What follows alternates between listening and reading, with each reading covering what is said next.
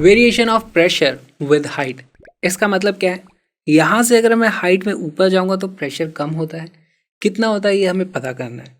तो ये calculus based question है, लेकिन इसमें कुछ अजम्पशन है जो हम मान के चलते हैं। पहली चीज़ तो यहाँ पर जो प्रेशर है वो होता क्यों है, प्रेशर क्यों होता है हमारे ऊपर एटमॉस्फेरिक प्रेशर, क्योंकि ऊपर हवा है और उसको ग्रेविटी नीचे खींचे तो वो नीचे आना चाहती है और इसके कारण यहाँ पर प्रेशर बढ़ जाता है। तो इसी चीज़ को हम सबसे पहले लिख लेंगे, एटमॉस्फेरिक प्रेशर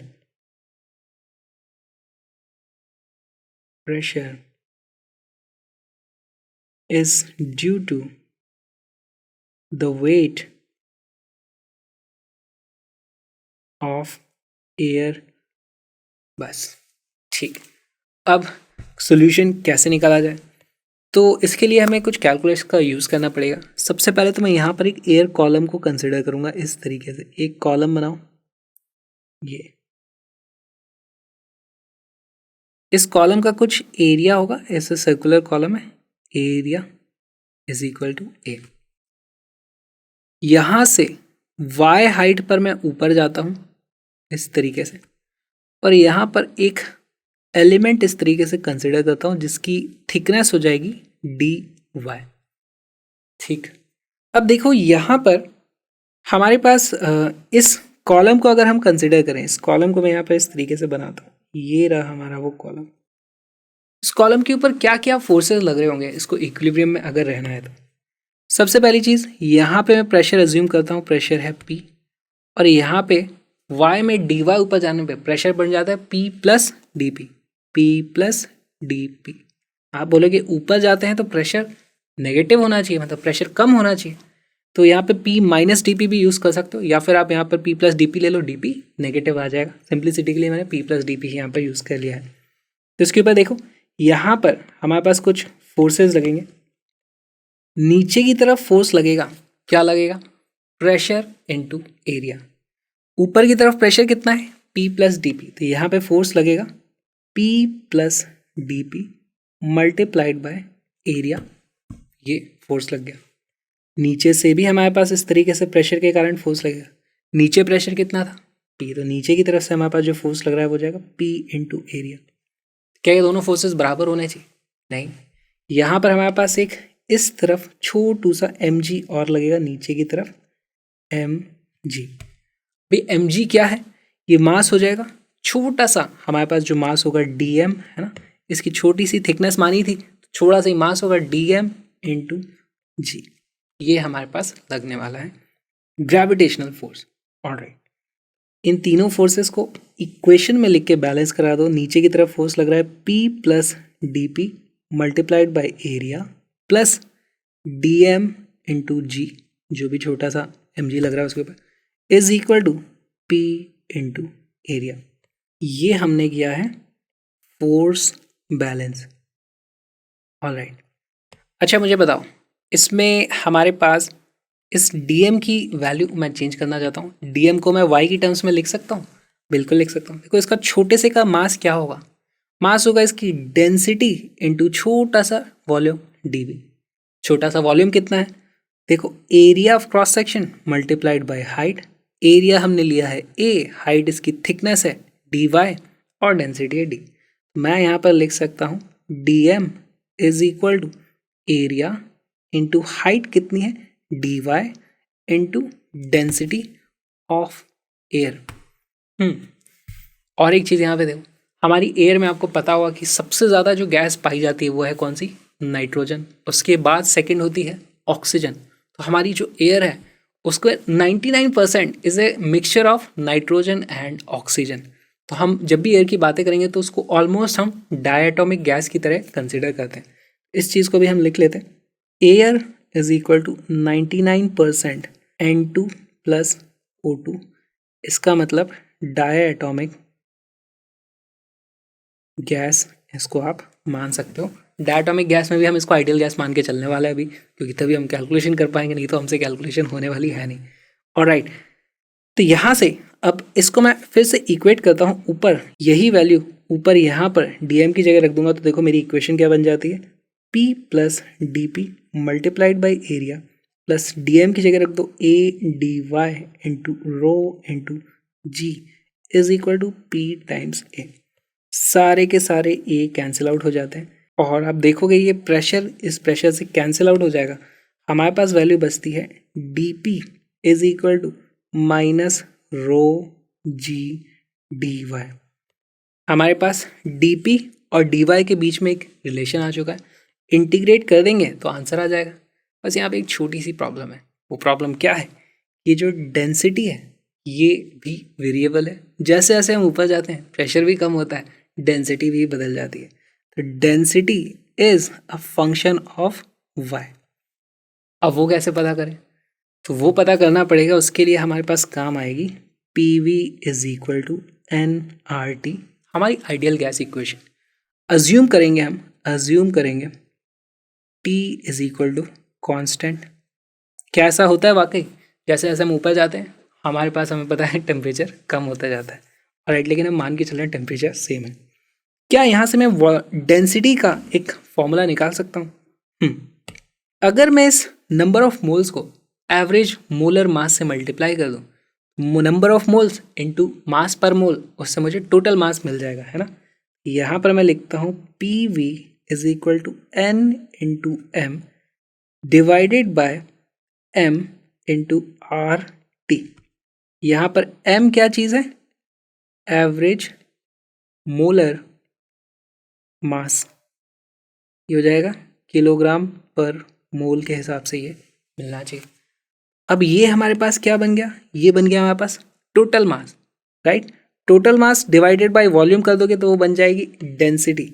मैं लिख दूंगा N M divided by V is equal to density is equal to P M divided by R T. ये हमारे पास वैल्यू आ चुकी है। This is equation number 2, this was equation number 1। अब बस इस डेंसिटी को उठा के यहाँ रखना है, हमारे पास बहुत ही अच्छी सी इक्वेशन आ जाएगी। उसको फटाक से हम सॉल्व कर लेंगे। हमारे पास देखो D P is equal to minus P M upon R T multiplied by G into D Y. D P upon P इसकी वैल्यू आ जाती है minus M G divided by R T times D Y. Integrate कर दो इसको यहाँ पर इस तरीके से, लेकिन इसकी लिमिट्स जो है हमें बहुत सोच समझ के रखनी है।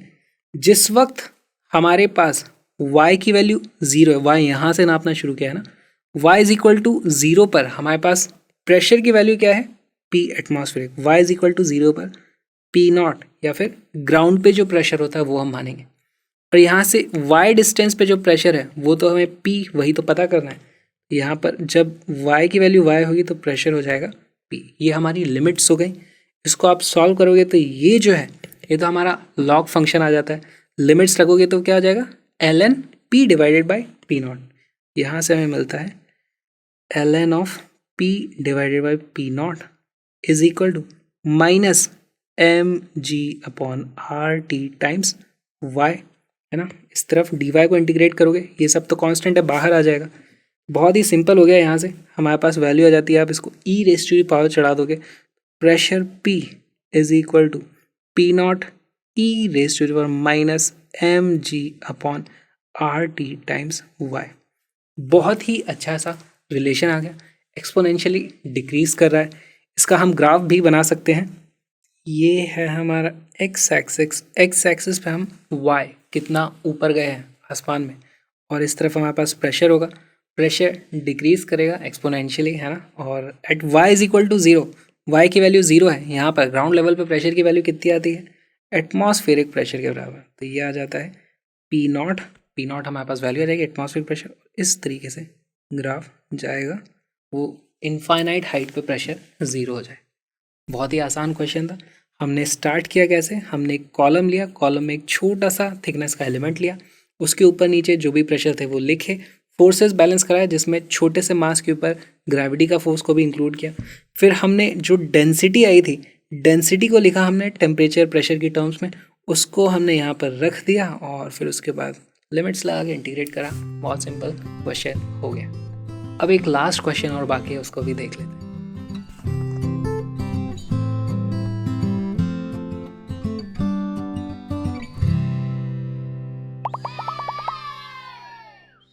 Pressure variation in a rotating rod. हमारे पास इस तरीके से रॉड होगी, उसको हम ऐसे ऐसे ऐसे घुमाएंगे, फ्लूइड्स में हमने उसको इस तरीके से घुमाया था और हम देखते हैं कि प्रेशर का वेरिएशन किस तरीके से आता है।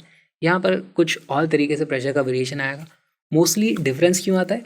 क्योंकि लिक्विड में या फ्लूइड्स में हमारे पास जो डेंसिटी होती है उसको हम कांस्टेंट मानते हैं, यहाँ पर प्रेशर चेंज होने के कारण डेंसिटी भी चेंज होती जाती है, तो इसलिए दोनों थोड़ा अलग टाइप के क्वेश्चन हो जाते हैं। अप्रोच एग्जैक्टली सेम है। तो सबसे पहले हम एक इस तरीके से डायग्राम बनाएंगे कि हमारे पास यहाँ पर मान लो एक इस तरीके से ट्यूब है ना, और ट्यूब यहाँ पे बंद होनी चाहिए, बंद नहीं होगी तो गैस पूरी बाहर निकल जाएगी, ठीक। और इसमें हम इसको इस तरफ घुमा रहे हैं ओमेगा से। ऑलराइट, हमको दिया गया है कि यहाँ पर जो प्रेशर है इस जगह पर वो है प्रेशर P नॉट, और यहाँ से x डिस्टेंस पे अगर मैं जाऊँ तो मुझे पता करना है कि वहाँ पर प्रेशर कितना रहेगा। किस तरीके से सॉल्व किया जाए इसको? अप्रोच ये होगी कि यहाँ पर हम एक छोटा सा dx थिकनेस का एलिमेंट कंसिडर करेंगे, dx थिकनेस का, उसी के ऊपर हम सारी की सारी बातें करना शुरू कर दें। तो ये रहा हमारा वो dx थिकनेस वाला एलिमेंट, इस तरीके से 3 डायमेंशन में हमने बना दी। ये है इसकी थिकनेस dx। ट्यूब का एरिया ऑफ क्रॉस सेक्शन ये है एरिया A। ओके, इसके ऊपर फोर्सेस और प्रेशर कितने होंगे? देखो यहाँ पर मान लेता हूँ मैं, इस तरफ प्रेशर था P, इस तरफ हो जाएगा P प्लस dP, छोटा सा प्रेशर बढ़ जाएगा। फोर्सेस बैलेंस करने की कोशिश करते हैं। यहाँ पर इधर से जो फोर्स लग रहा होगा, यहाँ पे फोर्स लग रहा होगा P इंटू A, साथ में यहाँ से फोर्स लग रहा होगा P plus DP multiplied by area A, और एक फोर्स यहाँ पर लग रहा हो। देखो यहाँ पे इस तरीके से घूम रहा है तो एक सेंट्रीफ्यूगल फोर्स लगता है, राइट। तो यहाँ पर हमारे पास इस तरीके से एक सेंट्रीफ्यूगल फोर्स भी होगा, m ओमेगा स्क्वायर r, ये लगता है, राइट। तो यहाँ पे इसका सेंटर से डिस्टेंस कितना है? वो डिस्टेंस है x, तो ओमेगा स्क्वायर x यहाँ पर हो जाएगा। तो इस तरफ से ही वो फोर्स लगेगा dm into omega square x। ये सारे फोर्सेस हमारे बैलेंस हो गए, तो इसको एक इक्वेशन में लिख देते हैं हम, P into A plus D M into omega square X is equal to P plus D P times A। This is force balance. Okay, अब हमारे पास ये जो छोटू सा dm है उसको देखते हैं। dm क्या हो जाएगा? इसका जो वॉल्यूम है इंटू डेंसिटी, वॉल्यूम कितना है इसका? Area into dx multiplied by density. Okay, density अभी हमने पिछले केस में देखा था, डेंसिटी होती है pm अपॉन आर टी। ये लास्ट क्वेश्चन में हमने देखा था कैसे कि pv is equal to N R T होता है। यहाँ पर आप ऊपर नीचे कैपिटल M से मल्टीप्लाई और डिवाइड करो और फिर आप इसको रीअरेंज करोगे तो आपको आंसर मिल जाएगा बेसिकली, ठीक। ये वाली इक्वेशन हमारी बन जाएगी पी ए प्लस dm की जगह लिख दो a dx rho into omega square X is equal to P A plus A D P. क्या क्या कट गया? पी ए से पी ए कैंसिल आउट हो गया, ए से हमारा ए कट गया और हमारे पास जो इक्वेशन आ जाती है वो जाती है rho omega square X D X is equal to D P. यहाँ पर फिर से हम जो डेंसिटी है वो कांस्टेंट नहीं है, ये वाली वैल्यू हम यहाँ पर रख देंगे तो हमारे पास वैल्यू आ जाती है P M upon R T omega square X D X is equal to D P. Solve करना शुरू करते हैं। हमारे पास ये जो प्रेशर है इसको आप इधर ले जाओ, बाकी सब देखोगे आप कांस्टेंट है ना। तो यह आ जाता है हमारे पास M omega square upon R T X D X is equal to D P upon P. Integration करेंगे, लिमिट्स लगाएंगे। जिस वक्त x की वैल्यू 0 है उस वक्त प्रेशर कितना है? P not. x की वैल्यू जब 0 है प्रेशर है P नॉट। x की वैल्यू जब हम x कर देंगे या फिर L या जब भी हमें पता करना है वो करेंगे, यहाँ पर हमारे पास प्रेशर हो जाएगा P, वही तो हमें पता करना है। तो यहाँ पर P, यहाँ पर वैल्यू हो जाएगी x। इंटीग्रेट करो तो हो जाता है m omega square upon R T into X square divided by 2 is equal to, इसका इंटीग्रेशन क्या हो जाता है? ln of p upon P naught. ये आ जाएगा हमारे पास, ये हो जाता है ln of p upon P naught. दोनों तरफ e raise to the power चढ़ा दोगे आप तो आपको क्या मिल जाएगा? p is equal to P naught E raise to the power m omega square upon R T X square divided by 2। यही हमारा आंसर है। इसका आप ग्राफ भी बना सकते हो। देखो हमारे पास इस तरफ ये है एक्स एक्सिस, ये है pressure. x is equal to 0 पर यहाँ पर हमारे पास कुछ तो प्रेशर होगा, यहाँ पर मान लो प्रेशर है P0। जैसे जैसे मैं x में आगे जाता जाऊँगा, देखो x में आगे जाऊँगा ये वैल्यू बढ़ती जा रही है। E raise to power x नहीं है, E raise to power x square के हिसाब से बढ़ रही है, बहुत ज़्यादा तेज़ी से बढ़ रहा है। ऐसा कुछ बढ़िया ग्राफ हमें देखने को यहाँ पर मिलेगा और L डिस्टेंस पे जाकर के हमारे पास जो भी प्रेशर है वो P हो जाएगा। तो ये इनफाइनाइट तक नहीं जाएगा ग्राफ, जितनी ट्यूब की लेंथ है वहीं तक हमारे पास ग्राफ जाने वाला है। इज इक्वल टू L, ये हो जाएगा हमारा P is equal to P max. इस तरीके से हमें सॉल्व करना है। अगेन बहुत ही आसान था। यहाँ पर हमें जो ध्यान रखने वाली चीज़ है वो ये है कि हमारी डेंसिटी को हमें कांस्टेंट नहीं मानना है और बाकी फोर्स बैलेंस करके हमने इंटीग्रेट कर दिया। बहुत ही आसान था। अरे एयर की डेंसिटी तो जो है वो टेम्परेचर पे भी डिपेंड करती है, तब किस तरीके से प्रॉब्लम सॉल्व की जाएगी। वो सब चीज़ें अगर पता करनी है तो उसके लिए आपको आना पड़ेगा योलो सीरीज़ की कंप्लीट वीडियोस को देखो, क्योंकि यूट्यूब पे एब्सोल्युटली फ्री में अवेलेबल है। यस, लेकिन उसको सपोर्ट ज़रूर करो, ताकि आप इस QR कोड को स्कैन करोगे, डोनेट करोगे तो मैं ऐसे और वीडियोज़ बना पाऊँगा आपके लिए, सभी के लिए। हम मिलेंगे योलो सीरीज़ में।